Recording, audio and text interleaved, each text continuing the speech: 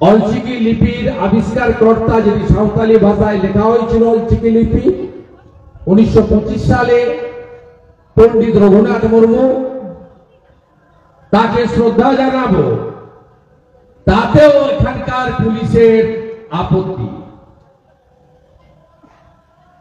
এত কেন আপনাদের বাধা? এক অদ্ভুত চরিত্র। 2022 সালে আমি রায়পুরে এসেছিলাম, সেদিনও বাধা দিয়েছে, বলছে বেলপাহাড়িতে মমতা ব্যানার্জি, বেলপাহাড়ি থেকে রায়পুরের দূরত্ব কত? Minimum 40-50 kilometre. বলছে প্রোগ্রাম করতে দেব না। সেদিনও হাইকোর্ট থেকে গিয়ে অনুমতি নিতে হয়েছে। আজকে 24 সাল, আমরা 2500 লোক নিয়ে একটা কর্মসূচি করব 1 ঘন্টার। সেই কর্মসূচিরও এখানকার বাবুরা পারমিশন দেবেন না। বেতন আপনাদের কি পিসি না ভাইপো দেয়? বেতন তো পান ট্যাক্সের পয়সায়, আপনার আমার সকলের টাকায়। মহামান্য হাইকোর্টকে ধন্যবাদ জানাই। সেখানে 2500 লোক হবে বলে আমাদের এসটি মোর্চার সভাপতি আমির মুর্মু মহোদয় আবেদন করেছিল, তাতেও এখানকার পুলিশের আপত্তি, বলছে 1000-এর বেশি লোক যেন না হয়। কত নিচে না নামলে এই জিনিস হয় আপনারা নিজেরা ভাবুন। এত ভয় কেন? আপনারা আটকাতে পেরেছেন?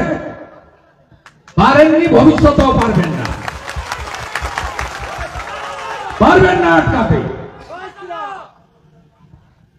আবার উলগুনান হবে, হুলজুয়ারের ডাক দিয়ে জঙ্গলমহলের সবাই নামবে, আদিবাসী, তফসিলি, কুর্মী, অন্যান্য হিন্দু সবাই মিলে আমরা নামবো। বান্দোয়ানের পাথর চুরি হবে, বাঁকুড়ার বালি চুরি হবে, ঝাড়গ্রামের ম্যাঙ্গানিজ আয়রন ওর গাছ কেটে ফাঁক করে দেবে। আজকেও 255 জনকে বাইরে থেকে এনে ঝাড়গ্রামে পাট্টা দিয়ে চলে গেলেন মুখ্যমন্ত্রী। নামগুলো খোঁজ নেবেন, আমি আর নাম বলছি না, কাদের দিয়ে গেলেন।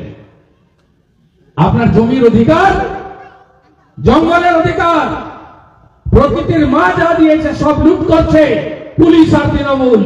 আমরা কি চুপ করে বসে থাকতে পারি নাকি? পারি না।